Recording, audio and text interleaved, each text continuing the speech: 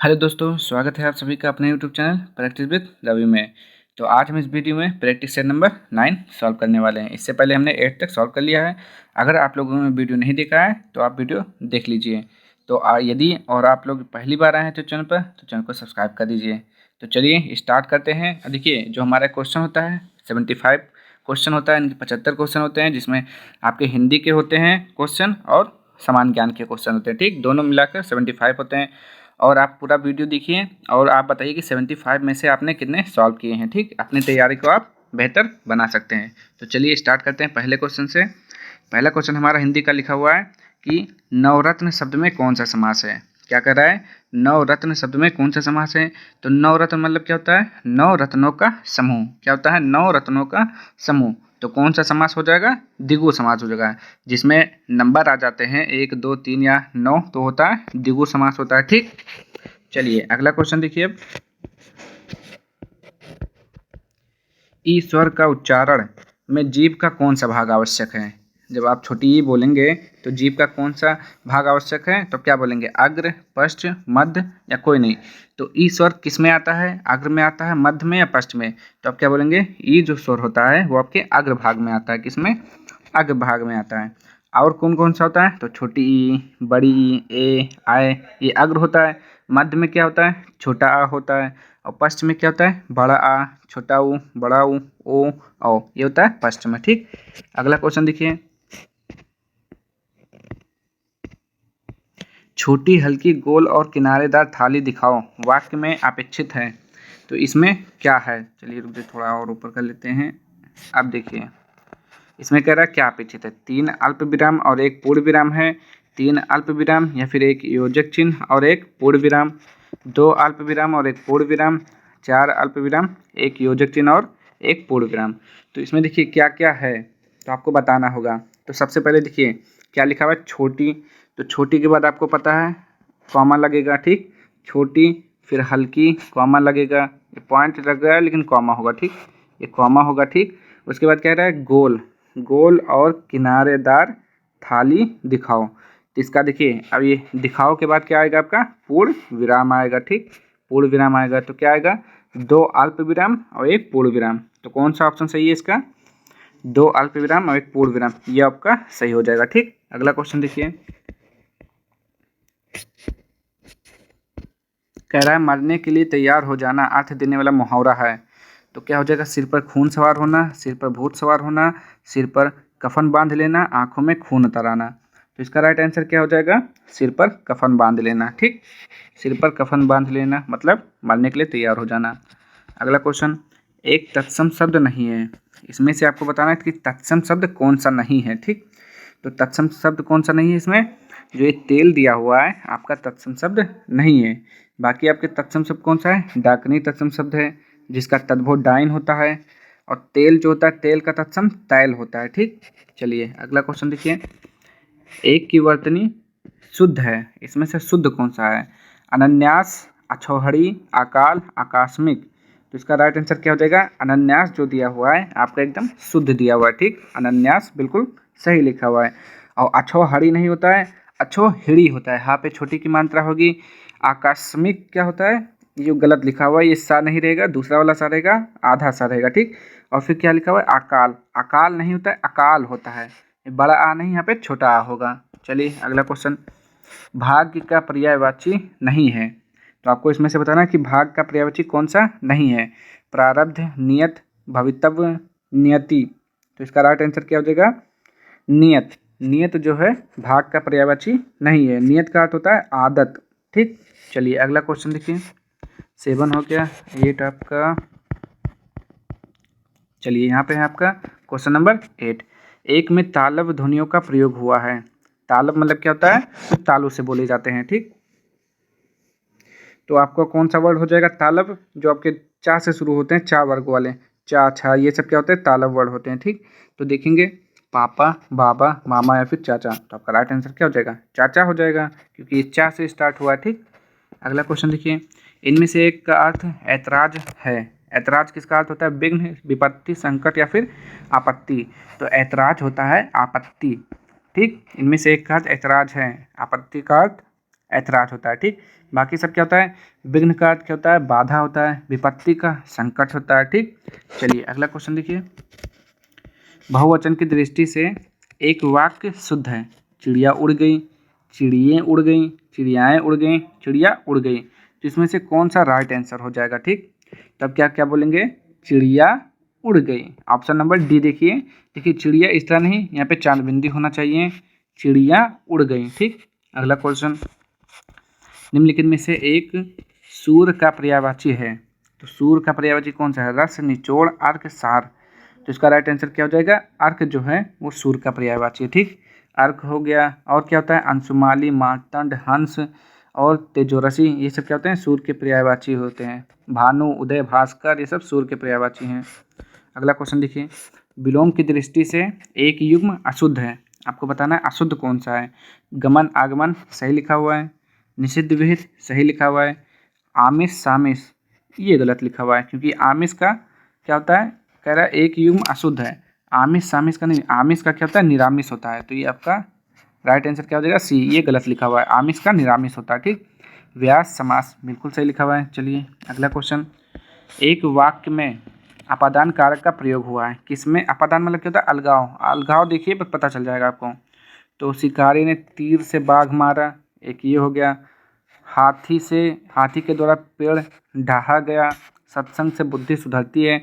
लड़का बाजार से लौटा। देखिए ये लड़का जो है बाजार से लौटा, यानी कि अलग हो गया बाजार से। तो ये आपका राइट आंसर डी हो जाएगा। ठीक, शिकारी ने तीर से मारा, ये तो से आ गया, तो ये तो होगा नहीं। ठीक, और देखिए तीर से नहीं, तीर के द्वारा मारा, वहाँ पे होगा। चलिए अगला, बरवे छंद है। तो बरवे छंद में क्या होता है? बरवे छंद में 4 चरण होते हैं। आधे सम्मात्रिक छंद होता है। क्या होता है? पहले तीसरे चरण में 12-12 और दूसरे चौथे चरण में 7-7 मात्राएं होती हैं। तो बरवे छंद क्या हो जाएगा? अर्ध सम्मात्रिक छंद है, ऑप्शन नंबर बी। ठीक, चलिए अगला क्वेश्चन। लिंग की दृष्टि से एक वाक्य शुद्ध है। अब आपको शुद्ध बताना है। चाय फीका है, दही खट्टा है, चांदी सोने से कम महंगा है, मिश्री मीठा है।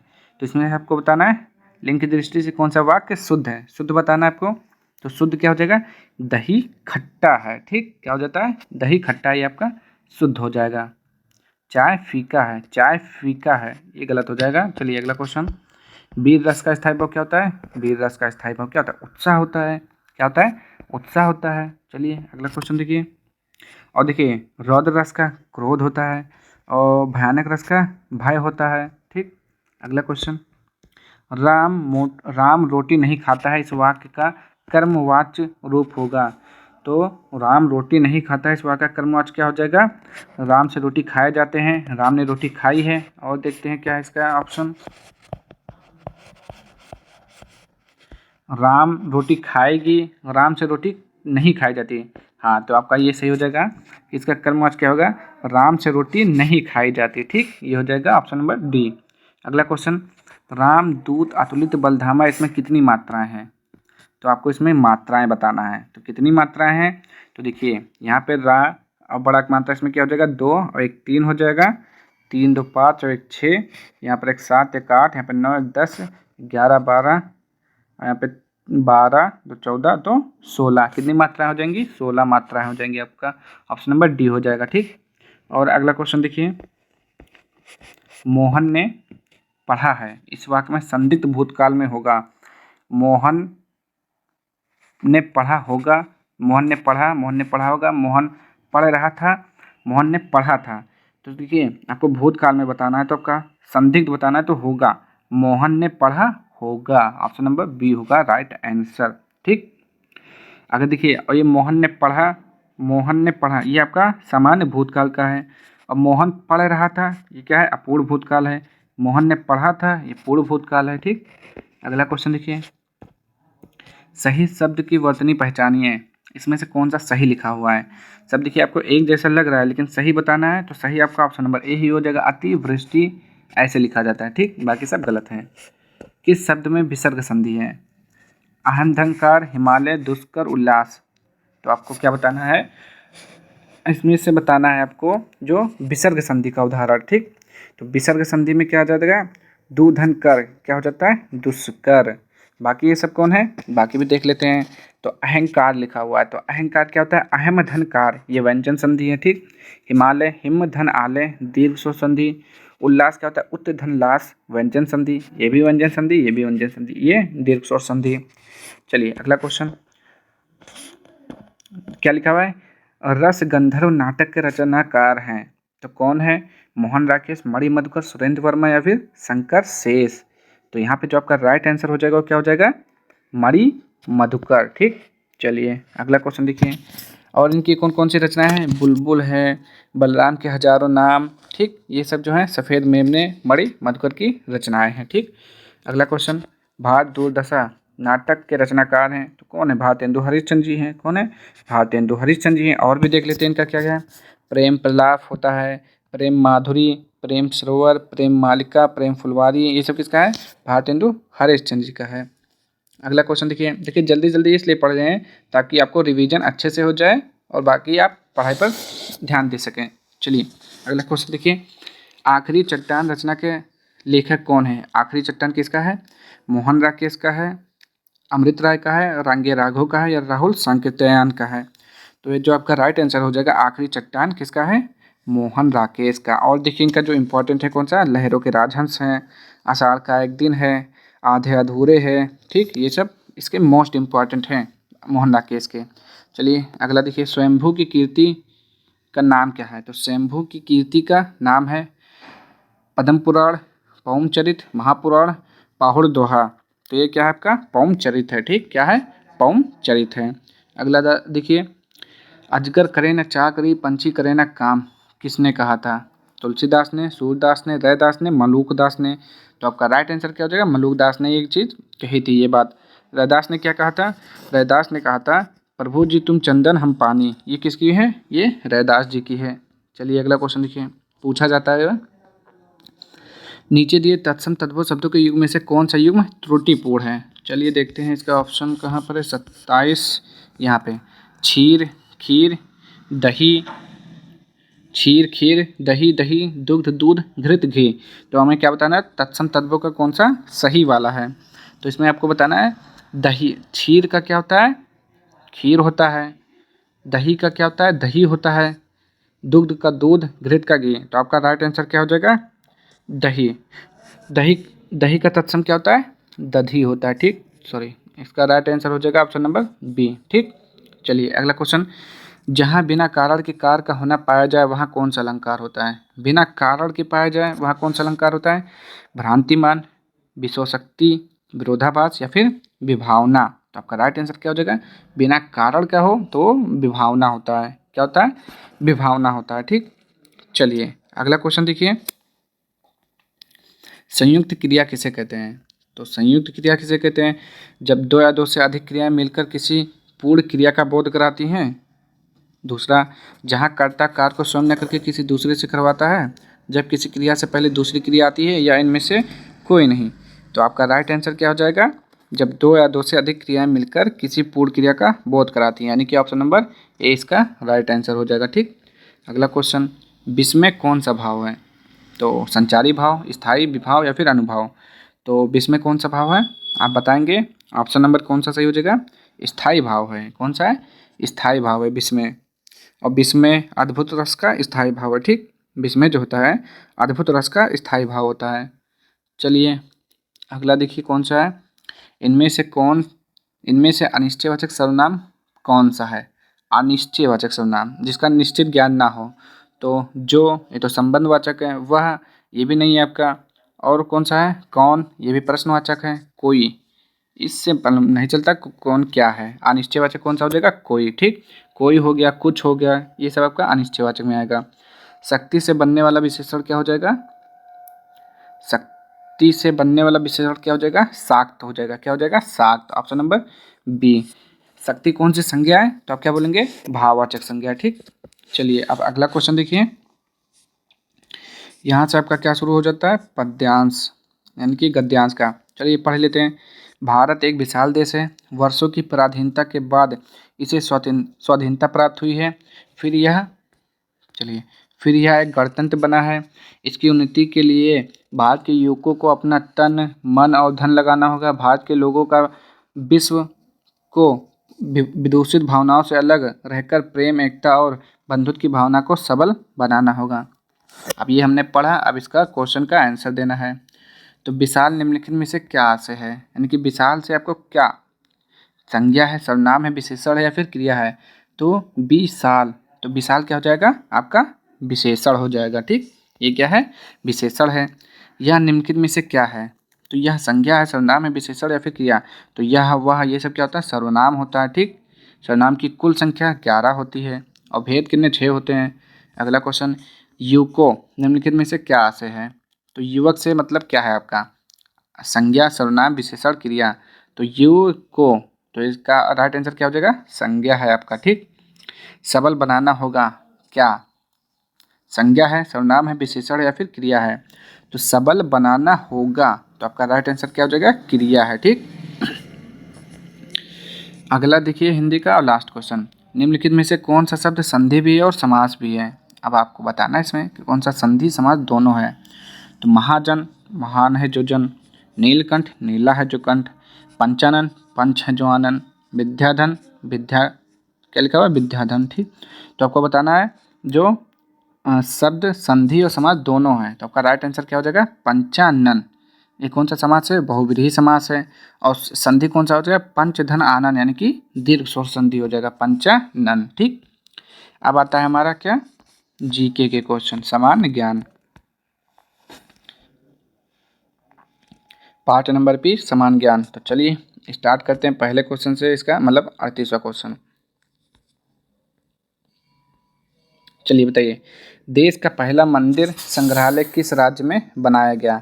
तो देश का पहला मंदिर संग्रहालय किस राज्य में बनाया गया है, आप क्या बोलेंगे अयोध्या, उत्तर प्रदेश। बिल्कुल सही ऑप्शन हो जाएगा ऑप्शन नंबर ए। ठीक, चलिए अगला क्वेश्चन, भारत सरकार द्वारा सिकल सेल एनीमिया उन्मूलन मिशन का लक्ष्य किस वर्ष तक सुनिश्चित किया है। तो इसका राइट आंसर क्या हो जाएगा 2047 तक। कब तक 2047 तक।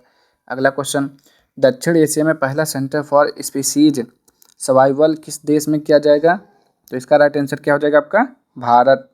चलिए अगला क्वेश्चन देखिए, और क्या है, जलवायु परिवर्तन रोकथाम के क्षेत्र में योगदान के लिए किस नीदरलैंड में विज्ञान के सर्वोच्च पुरस्कार स्पेनोजा पुरस्कार से सम्मानित किया गया, मतलब किसे सम्मानित किया गया था। ठीक, तो आपको बताना है इसमें से, तो इसमें से आपका जो राइट आंसर हो जाएगा कौन सा हो जाएगा option number C, doctor Shweta Gupta. चलिए सॉरी जोएता गुप्ता। अगला क्वेश्चन देखिए, 8वें ब्रिक्स अंतर्राष्ट्रीय प्रतिस्पर्धा सम्मेलन का आयोजन किस शहर में किया गया। तो इसका राइट आंसर आप क्या बताएंगे क्या हो जाएगा नई दिल्ली में हो जाएगा। ठीक, चलिए अगला क्वेश्चन देखिए, निम्नलिखित में से कौन सा तालवाद नहीं है। आप बताना है आपको कौन सा तालवाद नहीं है, घटम, तबला, मृदंगम, सरोद। तो राइट आंसर क्या हो जाएगा सरोद, तालवाद नहीं है। ठीक, चलिए और अगला क्वेश्चन देखिए, विश्व स्वास्थ्य दिवस कब मनाया जाता है।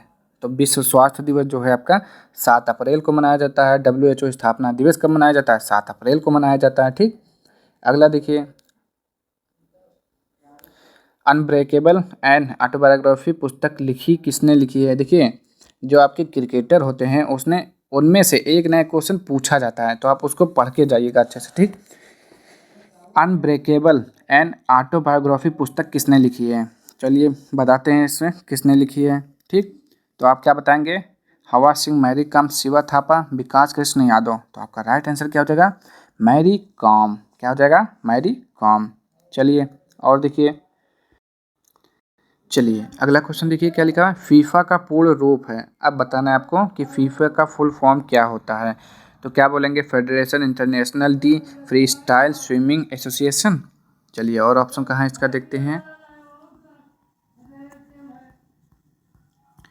चलिए यहाँ पे देख लेते हैं इसका बाकी का option, federation international D football association. हाँ तो फीफा यानी कि फुटबॉल हो जाएगा आपका राइट आंसर। ठीक, ऑप्शन नंबर बी। और इसकी अगर स्थापना पूछे तो कब हुआ था, तो फीफा की स्थापना 21 मई 1904 को कहाँ पे पेरिस या फ्रांस में हुआ था। ठीक, फ्रांस में हुआ था। इसका मुख्यालय कहाँ पर है, फीफा का मुख्यालय कहाँ है ज्यूरिख स्विट्जरलैंड में है। ठीक, चलिए अगला क्वेश्चन देखिए, निम्नलिखित में से कौन सा नृत्य शैली हरियाणा से संबंधित है। अब आपको बताना है कि हरियाणा में कौन सा नृत्य शैली होता है। ठीक, चैती होता है बेलाकली, वृंदावनी फाग। तो आपका राइट आंसर क्या हो जाएगा, हरियाणा का फाग होता है। ठीक, क्या हो जाएगा, फाग होता है। और क्या होता है, हरियाणा का झूमर होता है, झूमर घूमर धमाल, ये सब हरियाणा के हैं। ठीक, चलिए अगला क्वेश्चन देखिए। चैती जो है उत्तर प्रदेश का है। और देखिए, कंचनजंगा बायोस्फीयर स्फीयर रिजर्व निम्नलिखित में से किस राज्य में स्थित है? झारखंड, सिक्किम, हिमाचल प्रदेश या फिर केरल? तो यहाँ पे जो आपका राइट आंसर क्या हो जाएगा, सिक्किम। क्या हो जाएगा, सिक्किम में स्थित है। ठीक, चलिए अगला क्वेश्चन देखिए। गुप्त काल का टेराकोटा यानी कि पक्की मिट्टी की ईंटों से बना भीतरगांव मंदिर उत्तर प्रदेश में स्थित है। उत्तर प्रदेश के कहाँ पर स्थित है टेराकोटा? तो चित्रकूट, कानपुर, गोरखपुर या फिर उड़ीसा में? तो ये जो गुप्त काल का टेराकोटा की बनी ईंटों से बना भीतरगांव मंदिर जो है उत्तर प्रदेश के कानपुर में स्थित है। कहाँ पर स्थित है, कानपुर में स्थित है। अगला क्वेश्चन, उत्तर प्रदेश में आंवले का सर्वाधिक उत्पादन करने वाला जिला कौन सा है? अब आपको बताना है, जिला बताना है सर्वाधिक आंवला उत्पादन करने वाला। तो कौन सा हो जाएगा, प्रतापगढ़ हो जाएगा इसका राइट आंसर। ठीक, उत्तर प्रदेश का परीक्षा बांध किस नदी पर अवस्थित है? तो इसका राइट आंसर क्या हो जाएगा, बेतवा नदी पर स्थित है। कहाँ पर, बेतवा नदी, झांसी में। ठीक, चलिए अगला देखिए। निम्न में से कौन सा युग्म सुमेलित नहीं है? विंध्याचल, मिर्जापुर, देवाश्री, बाराबंकी, हस्तिनापुर, मेरठ, श्रृंगवेरपुर, फैजाबाद? तो आप क्या बोलेंगे, जो श्रृंगवेरपुर जो है फैजाबाद, ये आपका क्या है, सुमेलित नहीं है। ठीक, ऑप्शन नंबर डी हो जाएगा इसका आंसर। और ये है कहाँ पर, तो आप क्या बताएंगे, इलाहाबाद प्रयागराज में है। ठीक, इसका संबंध किससे है, इलाहाबाद प्रयागराज से। बाकी सब सही लिखा हुआ है। अगला क्वेश्चन देखिए। उत्तर प्रदेश का निम्न में से कौन सा सर्वाधिक, एक मिनट, उत्तर प्रदेश का निम्न में से कौन सा सर्वाधिक बाढ़ प्रभावित क्षेत्र है?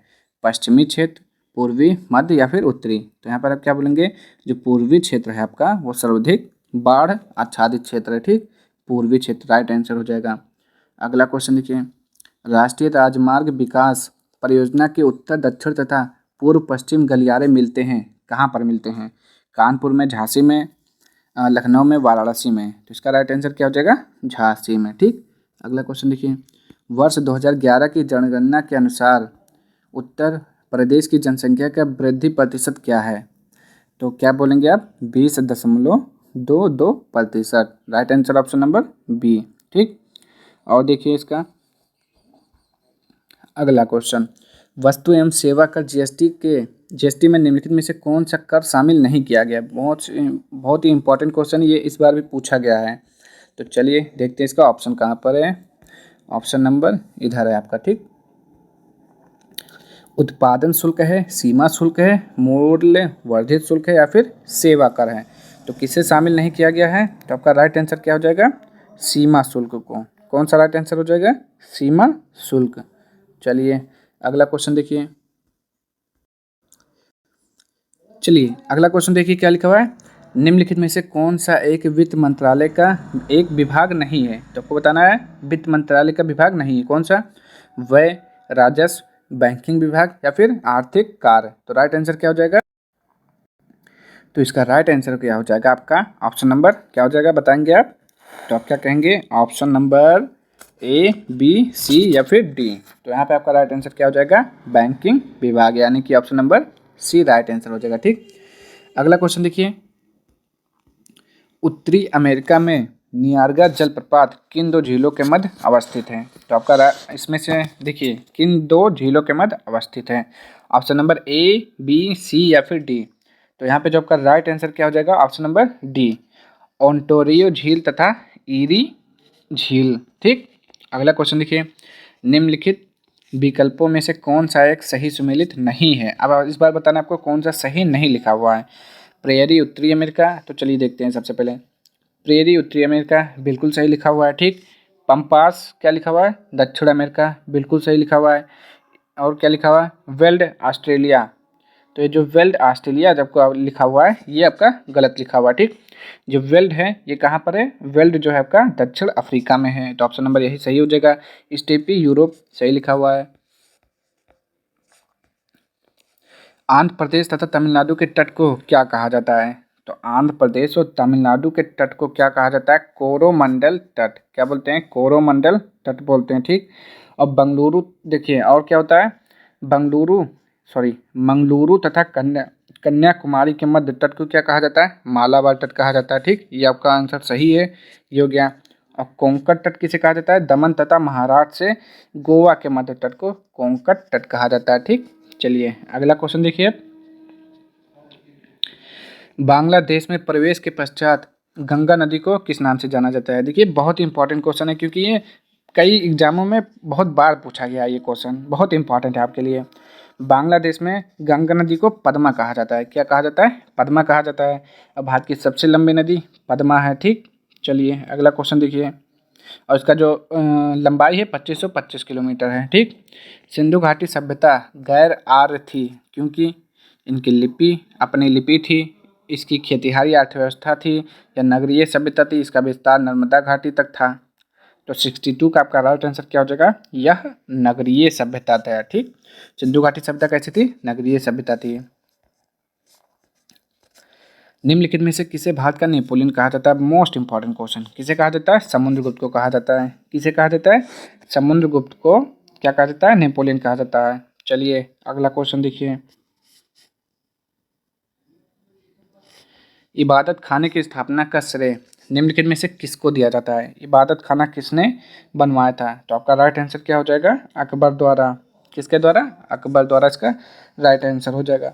और इसने क्या क्या किया था, तो चलिए देख लेते हैं। तो इसने क्या किया था, दास प्रथा पर रोक लगाई थी। ये कब हुआ था, 1562 ईस्वी में। तीर्थ यात्रा कर समाप्त किया था कब, 1563 ईस्वी में। जजिया कर समाप्त किया था 1564 ईस्वी में। इबादत खाने की स्थापना 1575 ईस्वी में किया था। महजर की घोषणा 1579 में किया था। ठीक, ये हो गए इसके इम्पॉर्टेंट जो इसने किया था। चलिए अगला क्वेश्चन देखिए।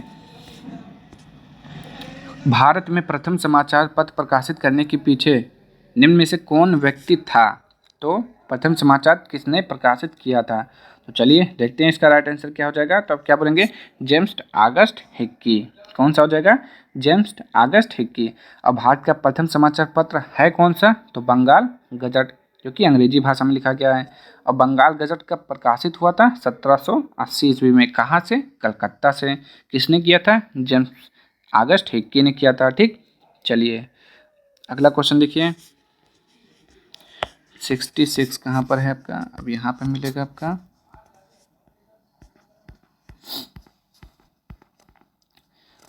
चलिए अगला क्वेश्चन देखिए। वर्ष 1928 ईस्वी में साइमन कमीशन के भारत आने पर निम्नलिखित में से किस नारे के साथ इसका स्वागत किया गया था। तो साइमन कमीशन जब आते तो लोगों ने कैसा नारा दिया था, साइमन वापस जाओ का नारा दिया था। कैसा नारा दिया था, साइमन वापस जाओ के नारे लगाए थे। ठीक, और एक कब हुआ, गठन कब हुआ था साइमन कमीशन का, 8 नवंबर 1927 ईस्वी को उसका गठन हुआ था। सदस्य कितने थे, 7 सदस्य थे। सारे के सारे अंग्रेज थे, इसलिए इसका विरोध किया गया था, काले झंडे दिखाए गए थे। ठीक, और चलिए अगला देखिए क्वेश्चन। साइमन वापस जाओ के नारे लगाए गए थे। इसी के बीच लाला लाजपत राय की मृत्यु हो गई थी लाठी से पीटे जाने के कारण। चलिए अगला क्वेश्चन। निम्नलिखित विकल्पों में से कौन सा विकल्प सही सुमेलित नहीं है। फिर से आ गया आपको जो सही सुमेलित नहीं है, आपको बताना है यहाँ पे। तो विधि द्वारा स्थापित प्रक्रिया, जापान, सही लिखा हुआ है। राज्य की नीति निर्देशक तत्व, आयरलैंड, सही लिखा हुआ है। समवर्ती सूची, ऑस्ट्रेलिया, सही लिखा हुआ है। आपातकालीन कौन सा, एक मिनट, कौन सा विकल्प सही सुमेलित नहीं है, आपातकालीन शक्तियाँ, ब्रिटेन।